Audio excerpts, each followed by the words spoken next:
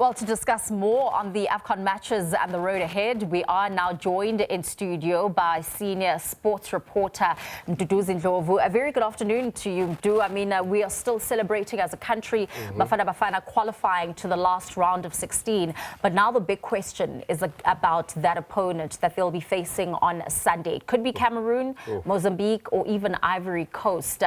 Just looking at that group, which team would you say would be better placed to face Bafana? Afternoon, Claudia and the viewers. For me, Ivory Coast, I don't wish for us to play against Ivory Coast. I'm not afraid of Cameroon. You see, this is the very same Cameroon that has failed to qualify for the World Cup. This is Ivory Coast that is oozing in confidence with someone like Amati up front, who's leading their attack and has been scoring vital goals for them. And the way, you remember how they won the last tournament, these Ivorians, they've got this fighting spirit. So that's why I'm kind of scared for us to face Ivory Coast this early.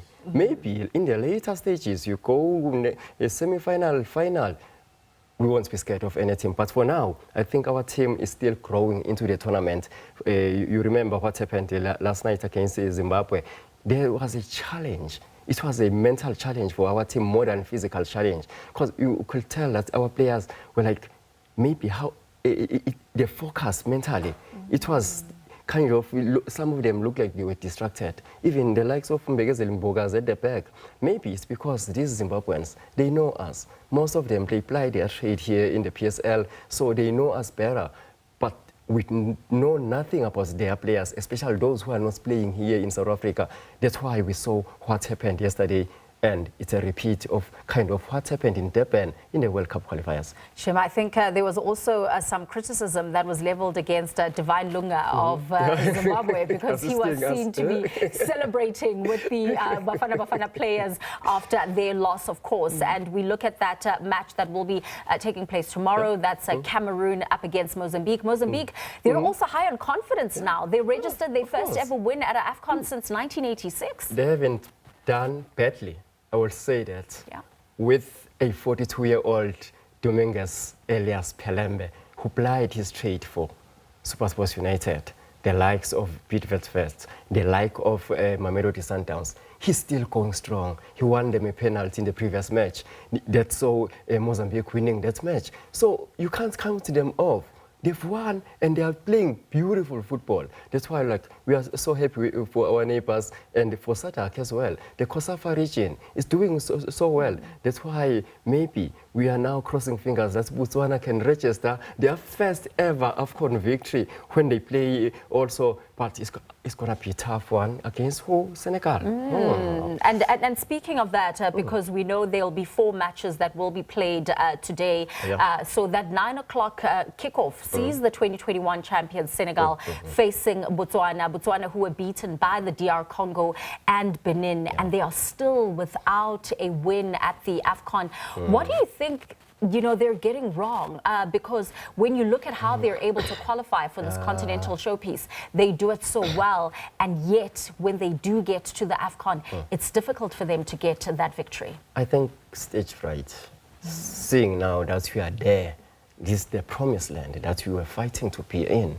Now, I think it was it's been psychological for them throughout that when we reach the tournament now that we've been fighting to get into, what do you do now?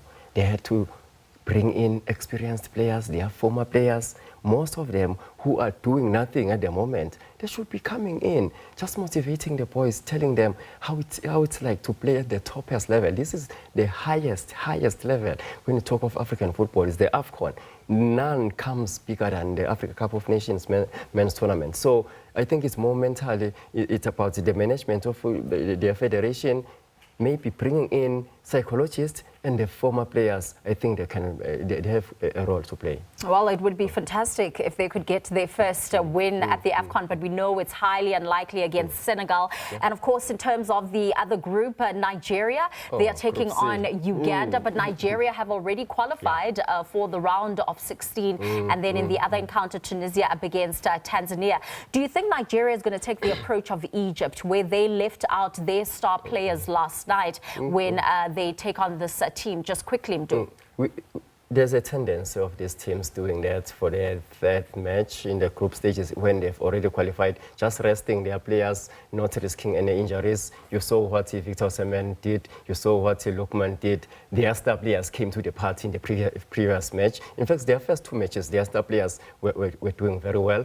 But any of the three other nations, Tunisia, Uganda and Tanzania, they still have a chance to make it to the knockout stages. That is what is so exciting about the Africa Cup of Nations. Thank you so much there to our senior sport journalist, Mduduzi Ndlovu.